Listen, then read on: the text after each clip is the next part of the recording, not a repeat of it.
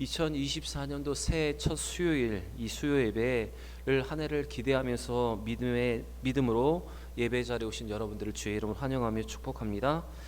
드리는 예배 가운데 또한 주시는 말씀 가운데 새해 어떤 믿음으로 살아가야 할 것인가를 깨닫고 새 믿음으로 나아가는 여러분과 제가 되기를 바랍니다. 2024년도 새해 표가 있습니다. 사실 돌아오는 첫 주일에 성도들과 함께 비전을 제시하려고 했는데 수요 예배 오신 여러분들에게 먼저 특별히 공개를 합니다. 새해 표어는 믿음으로 보게 하소서입니다. 한번 따라서 해볼까요? 믿음으로 보게 하소서. 그리고 실천 사항은 말씀으로 새롭게, 기도로 뜨겁게. 여러분 다시 한번 따라서 해보겠습니다. 믿음으로 보게 하소서, 말씀으로 새롭게, 기도로 뜨겁게. 말씀으로 새롭게, 기도로 뜨겁게. 여러분, 믿음의 사람인 우리에게 가장 중요한 것은 믿음으로 보는 것입니다. 믿음으로 바라보는 것입니다. 상황을 믿음으로 바라볼 때 우리는 문제 속에 함몰되어 가지 않고 이겨낼 힘이 생기고 하나님이 하실 것을 기대하면서 인내할 수가 있습니다. 그리고 믿음으로 모든 것을 바라보는 사람은 하나님이 하실 것을 기대하는 믿음의 고백으로 그것이 이어지기 때문에 우리의 기도에 응답이 오게 되는 것입니다. 그러나 모든 것을 믿음으로 바라보지 못하면 일어나지도 않을 일들에 대해서 미리 염려하며 걱정하게 됩니다. 그래서 원망이 생기고 염려가 생기고 불평이 생기고 그로 인해서 하나님을 신뢰하지 못하고 불순종이 생기고 배반이 일어나게 되는 것입니다. 그리고 믿음으로 바라보지 못하는 사람은 그 부정적인 말 때문에 주변의 사람들에게 항상 문제가 생기게 되는 것입니다. 히브리서 11장 1절부터 2절에 이런 말씀이 있습니다. 같이 한번 읽어보겠습니다. 믿음은 바라는 것들의 실상이요 보이지 않는 것들의 증거니 선지자들이 이로써 증거를 얻었느니라. 여러분, 믿음으로 바라보는 것, 그것이 중요하고 이렇게 믿음으로 바라보는 선진들은 하나님의 큰 은혜와 능력을 경험했습니다. 그리고 여러분, 우리가 이렇게 믿음의 눈으로 바라보는 것이 중요한데 이 믿음의 눈으로 모든 상황을 바라보기 위해서 필요한 것이 있는데 그것은 말씀으로 우리의 영혼이 새로워지고 기도로 성령 충만하여 뜨거워질 때 우리는 모든 것을 믿음의 눈으로 바라볼 수가 있습니다. 사랑하는 여러분, 새해 이러한 믿음으로 하나님의 큰 은혜와 역사를 기대하고 기도하여 경험하는 여러분과 제가 되기를 바랍니다. 옆에 분과 한번 이렇게 인사하겠습니다. 믿음으로 보게 하소서. 인사하겠습니다. 믿음으로 보게 하소서. 다시 한번 인사하겠습니다. 말씀으로 새롭게, 기도로 뜨겁게. 말씀으로 새롭게, 기도로 뜨겁게. 2024년도 새해 이 표처럼 믿음으로 이렇게 살아서 큰 은혜와 감동 그리고 역사를 경험하는 우리 모든 대형의 성도들이 되시기를 바랍니다. 이스라엘 백성들은 출애굽하여 광야를 지나 가데스 바네아 가나안 땅이 보이는 곳에 도착을 했습니다. 그들은 그 바란 광야에서 약 20일 동안을 머문 후에 가나안 땅으로 정탐꾼 12명을 보내고 있습니다. 오늘 본문은 바란 광야에 도착한 이스라엘 백성들이 약 2개월쯤에 가나안 땅으로 정탐꾼을 보내고 있는 장면이 기록되어 있습니다. 그들은 그들이 들어갈 가나안 땅이 어떤 곳인지 그리고 그것을 어떻게 정복할지를 위해서 정탐꾼을 보내고 있습니다. 그것이 오늘 본문 1절과 2절 말씀인데 1절과 2절 같이 읽겠습니다. 여호와께서 모세에게 말씀하여 이르시되 사람을 보내어 내가 이스라엘 자손에게 주는 가나안 땅을 정탐하게 하되 그들의 조상 가문 각 지파 중에 지휘관 된 자 한 사람씩을 보내라. 사실 이 정탐은 전쟁을 앞둔 나라들이 통상하는 것이었습니다. 그런데 사실 이 정탐꾼을 보내는 것, 오늘 본문의 말씀을 보시면 하나님이 허락하셨다는 내용이 등장하지만 원래 하나님이 원하시는 것이 아니었습니다. 사실 하나님의 뜻은 이스라엘 백성이 약속된 그 땅을 지체 없이 정복하는 것을 바라셨는데 오늘 백성들은 그 땅을 정탐하기를 바랬습니다. 사실 오늘 본문의 내용으로만 이 배경을 다 알 수 없기 때문에 신명기 1장의 말씀으로 이해하면 좋을 것 같습니다. 먼저 신명기 1장 21절과 22절 말씀을 보시면 하나님의 뜻은 지체 없이 약속하신 그 가나안 땅을 정복하고 차지하는 것이었습니다. 하나님은 당신의 백성들이 가나안 땅을 정복하는 것에 대해서 두려워하지 말고 주저하지 말고 올라가서 곧바로 차지하라고 명령을 하셨습니다. 그런데 백성들은 이 하나님의 명령보다 자신들의 생각과 판단으로 그 땅을 정탐하고자 하였고, 하나님은 그것을 그들에게 허락하신 것입니다. 신명기 1장 21절과 22절의 말씀을 우리 같이 한번 읽어보겠습니다. 너희 하나님 여호와께서 이 땅을 너희 앞에 두셨은즉 너희 조상의 하나님 여호와께서 너희에게 이르신 대로 올라가서 차지하라. 두려워하지 말라 주저하지 말라 한즉 너희가 다 내 앞에서 나와 말하기를 우리가 사람을 우리보다 먼저 보내어 우리를 위하여 그 땅을 정탐하고 어느 길로 올라가야 할 것과 어느 성으로 돌아가야 할 것을 우리에게 알리게 하자 하기에, 이 말씀에서 알 수 있듯이 그들의 정탐의 목적은 어느 길로 가고 어느 성읍으로 가야 할지를 알기 위함이었습니다.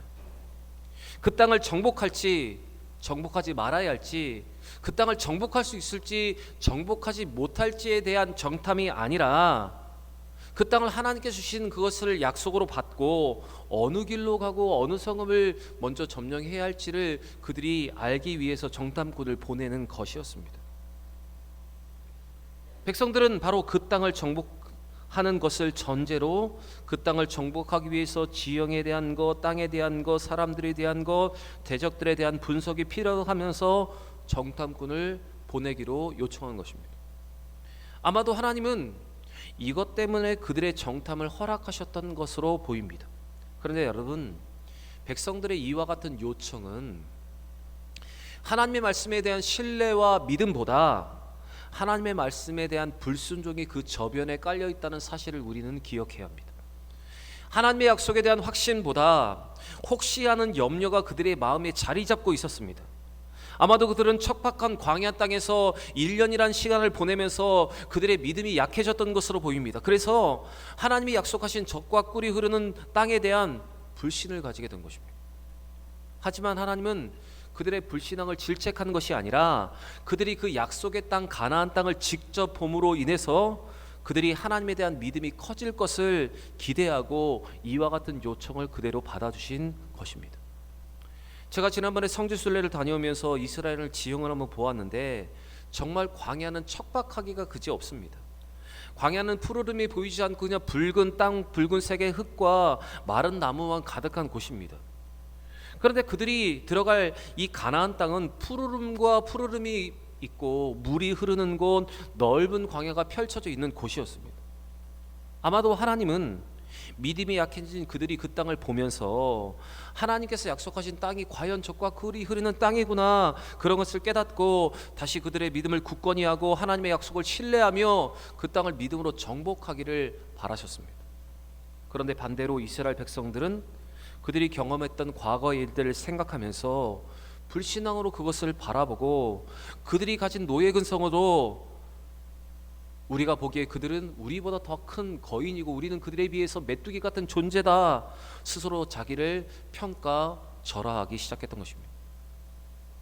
사실 여러분, 우리도 과거의 일들에 매여서 믿음으로 일어난 일을 기대하지 못했던 이스라엘 백성들처럼 우리도 상황과 환경을 그렇게 바라볼 때가 있습니다. 과거의 아픔과 과거의 실패의 경험 때문에 우리 앞에 펼쳐져 있는 그 땅을 믿음으로 바라보지 못하고 과거같이 될까봐 두려워 떠는 것이 우리의 현실입니다. 그래서 아직 일어나지도 않은 일 때문에 염려하며 걱정할 때가 많이 있습니다. 그러면서 이스라엘 백성들처럼 믿음으로 정탐꾼을 보내는 것이 아니라 불신앙으로 정탐꾼을 보낼 때가 있습니다. 그런데 여러분, 결과를 한번 보시기 바랍니다. 그들이 어떤 의도로 정탐꾼을 보내는지 여러분, 그들의 한번 그 결과를 한번 보시기 바랍니다. 12명 중에 단 2명만이 믿음의 눈으로 그것을 바라보고 10명은 믿음의 눈으로 바라보지 못했습니다. 그래서 10명의 부정적인 보고 때문에 백성들 가운데 두려움이 생겼고 원망이 생겼고 불평이 생겼고 불신앙이 생겼으며 배반이 일어나게 되었습니다. 그래서 결국 그 공동체에는 단 2명 여호수아 갈렙만 제외하고는 모두 광야에서 죽고 가나안 땅에 들어가지 못하는 비극이 일어나게 되었습니다. 여러분, 오늘 이 말씀에서 하나님이 가나안 땅에 정탐꾼을 보내도록 허락하신 목적을 기억하면서 우리가 2024년도를 그렇게 믿음의 눈으로 바라보고 또 우리에게 주실 그 은혜를 기대할 수 있는 여러분과 제가 되기를 원합니다. 우리가 실제적으로 믿음으로 바라보고 하나님께서 우리에게 약속하신 모든 것이 정말로 이루어질 것을 기대하는 믿음을 가지고 나아가는 여러분과 제가 되기를 원합니다.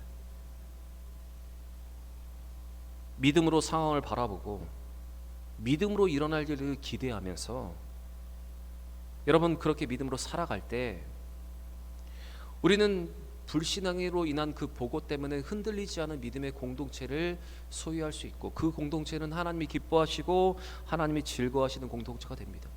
그러나 우리가 믿음의 눈으로 바라보지 못하고 불신앙을 보고했던 10명처럼 불평과 원망과 불신앙으로 모든 것을 바라보면 여러분, 공동체가 혼란에 빠지게 되고 여러분, 우리 공동체는 더 어려운 일을 경험하게 되는 것입니다. 그렇기 때문에 여러분, 우리가 모든 것을 바라볼 때 불신앙의 눈으로 바라보고 그것에 대해서 불신앙의 전망을 하는 것이 아니라 믿음의 전망을 하는 한 해가 되어야 하는 것입니다. 여러분, 올 한 해 모든 것을 믿음으로 바라보고 그리고 그 믿음으로 바라보기를 확정하는 우리의 마음이 되기를 바랍니다. 시편 57편 말씀을 보시면 다윗은 지금 너무 힘든 시간을 보내고 있습니다. 그가 그 눈앞에 펼쳐지는 모든 것은 아무리 봐도 희망적이지가 않습니다. 사울을 피하여 목숨을 부지기 위해서 도망자로 살아가는 그의 현실을 보면 너무나 힘든 것이었습니다. 그래서 다윗은 자신의 상황에 대해서 이렇게 말합니다.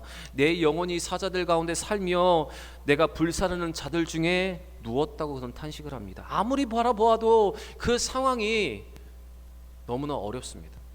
그런데 다윗은 그렇게 힘든 상황을 겪으면서도 믿음의 눈으로 하나님께서 이루실 것을 믿음의 눈으로 바라보고 있습니다. 하나님이 이루실 회복, 하나님에게 원수를 갚으실 것을 기대하면서 그는 이렇게 기도하며 이렇게 고백을 합니다. 우리가 잘 알고 있는 시편 57편 7절의 말씀 우리 같이 한번 읽어보겠습니다. 하나님이여, 내 마음이 확정되었고 내 마음이 확정되었사오니 내가 노래하고 내가 찬송하리이다. 사랑하는 여러분, 상황과 환경과 미래의 전망이 아무리 불투명하더라 하더라도 믿음으로 바라보는 사람, 믿음으로 기대하는 사람은 이 다윗과 같이 이렇게 고백할 수 있습니다. 하나님이 회복하실 것, 하나님이 이루실 것을 바라보면 우리는 이렇게 고백해야 되는 것입니다. 여러분, 가나안 땅을 보고 그들이 깨닫기를 원하시는 그 하나님의 마음을 품고 올 한 해 2024년도를 믿음으로 기대할 수 있는 여러분과 제가 되길 원합니다. 부정적인 전망, 부정적인 기대는 다 접어두시고 믿음으로 모든 것을 바라볼 수 있는 여러분과 제가 되길 바랍니다. 이스라엘 백성들은 하나님의 허락으로 12지파의 수령들, 국 대표들 한 명씩을 선출합니다. 그 중에 우리가 잘 알고 있는 사람들이 있습니다. 우리가 12명을 다 알지는 못하지만 신실한 보고, 믿음의 보고를 한 두 사람은 우리가 잘 알고 있습니다. 바로 갈렙과 여호수아입니다. 그런데 오늘 본문에 보시면 6절 말씀을 보시면 갈렙은 유다 지파의 대표였고 또한 8절에 보시면 여호수아는 에브라임 지파의 대표였습니다. 그런데 이 여호수아의 원래의 이름이 오늘 기록되어 있는데 여호수아의 원래의 이름은 호세아였습니다. 이 호세아라는 이름이 16절에 보시면 여호수아라는 이름으로 바뀌고 있습니다. 바로 모세가 이 호세아의 이름을 여호수아라고 바꾸어 준 것입니다. 우리 16절 말씀 같이 한번 읽어보겠습니다. 이는 모세가 땅을 정탐하러 보낸 자들의 이름이라 모세가 눈의 아들 호세아를 여호수아라 불렀더라. 아마도 호세아는 그동안 이 모세를 수종들고 보좌했던 사람이었습니다. 모세는 자기를 수종들던 이 호세아가 에브라임 지파를 대표하는 정탐꾼으로 선출되자 그의 이름을 호세아에서 여호수아로 바꾸어 주었습니다. 여러분, 여기에서 호세아라는 이름의 뜻은 그냥 구원이라는 뜻입니다.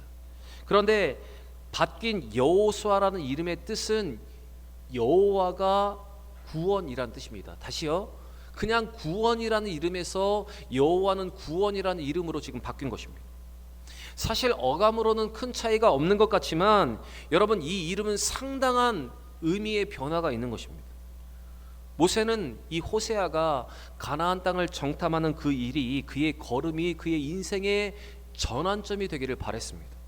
그리고 그의 인생의 방향이 이제 어떻게 가야 하는지를 이 여호수아에게 깨닫게 하기 위해서 호세아라는 이름을 바로 여호수아라는 이름으로 바꾸어 불러준 것입니다. 사실 우리가 알고 있듯이 이름이 바뀜으로 인해서 인생이 바뀐 수많은 사람들이 있습니다. 대표적인 성경의 인물 중에 한 사람이 바로 야곱입니다. 야곱은 하나님은 야곱의 이름을 이스라엘이라고 바꾸어 불러주셨고 그 이름처럼 그가 실제적인 이스라엘의 조상이 되었다는 것을 우리는 알고 있습니다. 그래서 야곱의 12아들이 이룬 것이 12지파이고 그들이 이룬 나라가 바로 이스라엘입니다. 그래서 야곱의 이름이 이스라엘로 바뀐 것은 그가 이스라엘의 실제적인 조상이 되었던 것입니다. 그리고 예수를 핍박하던 사울의 이름이 바울로 바뀐 것을 우리는 알고 있습니다. 사실 사울이라는 이름은 희망이라는 뜻입니다. 그런데 예수님께서 바꾸신 그의 이름 바울은 작은 자라는 뜻입니다. 하나님은 그의 이름을 바꿔주심을 통해서 그가 이제는 주를 위해서 주를 만난 사로 어떤 삶을 살아가야 하는가를 그들에게 보여주셨습니다. 그는 작은 자로 자기가 드러나는 것이 아니라 예수 그리스도를 드러내는 삶을 살아가야 했습니다. 그처럼 그의 이름처럼 그는 그렇게 살아갔습니다. 여러분, 이처럼 이름이 바뀐다는 것은 바로 이런 의미가 있습니다. 그런데 호세아라는 이름이 여호수아로 바뀐 것은 그의 삶이 어떤 방향으로 가야 하는가를 분명하게 제시해주고 있는 것입니다. 여러분, 우리는 구원을 갈망합니다. 호세아라는 이름처럼 구원받기를 원합니다. 그러나 위기에서 벗어나는 실제적인 구원을 경험한다고 해도 그 구원이 완전하거나 온전하지 않다는 것을 우리는 알고 있습니다. 왜냐하면 또 다른 문제를 만나면 우리는 또 다른 구원이 필요하기 때문에 그렇습니다. 그런데 우리는 참 구원이신 하나님을 만나면 그 구원이 완성되게 되어 있습니다. 참된 구원은 오직 하나님으로 말미암아 하나님만이 주실 수 있는 것이기 때문에 그렇습니다. 오늘 이 진리를 모세는 이 호세아의 이름을 여호수아로 바꿔주면서 이 여호수아가 그러한 믿음을 가지고 가나안 땅을 정탐할 뿐만 아니라 믿음으로 살아가기를 원하셨고 그의 인생의 시선이 바로 이렇게 바뀌기를 원했습니다. 그래서 이름을 바꾸어 주었는데 이 호세아 이 여호수아는 모세의 기도대로 그렇게 믿음으로 모든 것을 바라보고 여호와가 구원이자라는 확신 가운데 살았기 때문에 그는 모세를 잇는 다음 지도자가 되었던 것입니다. 여러분, 우리 하나님은 호세아의 이름을 바꿔주시면서까지 하셨던 것처럼 우리에게도 원하시는 것, 우리에게도 깨닫기를 원하시는 것, 변화하기를 바라시는 것들이 있습니다. 올해 하나님은 우리에게 우리의 마음을 자극하시고 또한 새해를 맞이하면서 우리가 이렇게 좀 변해야 되겠다, 올해는 이런 것을 좀 기대해야 되겠다, 우리가 이런 모습으로 좀 나아가야겠다, 그러한 도전들을 주셨습니다. 여러분, 올해 하나님께서 이 호세아의 이름을 여호수아로 바꿔주면서 모세가 호세아에게 주셨던 도전과 같은 우리에게 도전을 주셨다면, 또한 우리의 마음속에 인생의 목표와 신앙의 목표를 주셨다면 여러분, 우리는 이와 같은 변화를 이루어야 합니다. 그냥 매해 살아가는 것처럼 그렇게 살아가는 것이 아니라, 과거의 모습처럼 그렇게 살아가는 것이 아니라 우리의 인생이 변화되기를 원하시고 우리의 시선이 바뀌고 우리의 마음이 바뀌기를 원하시는 하나님 앞에 우리는 새해 이런 변화된 모습을 가지고 단지 우리의 구원만을 바라보는 것이 아니라 여호와가 주시는 참된 구원을 기대할 수 있는 믿음의 삶을 여러분과 제가 살아가기를 바랍니다.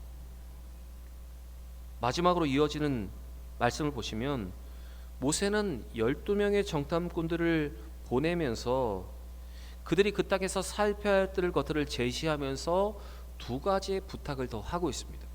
그 두 가지의 부탁이 20절에 기록되어 있는데 20절 말씀 같이 한번 읽겠습니다.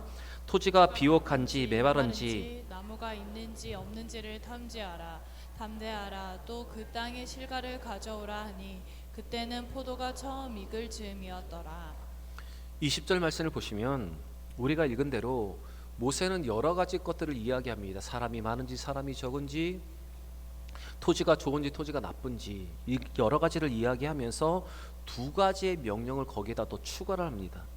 그 추가된 두 가지 명령, 첫 번째는 담대하라는 것이고 두 번째는 실과를 가져오라는 것입니다. 다시요, 담대하라는 한 가지 명령, 실과를 가져오라는 두 가지의 명령을 주었습니다.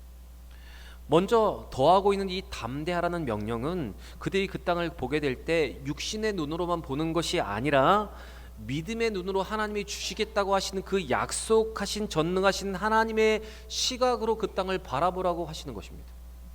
이렇게 명령하신 이유는 믿음의 눈으로 바라보며 담대할 수 있는 사람은 승리를 확신할 수 있기 때문에 믿음의 눈으로 바라보라고 명령을 하셨습니다.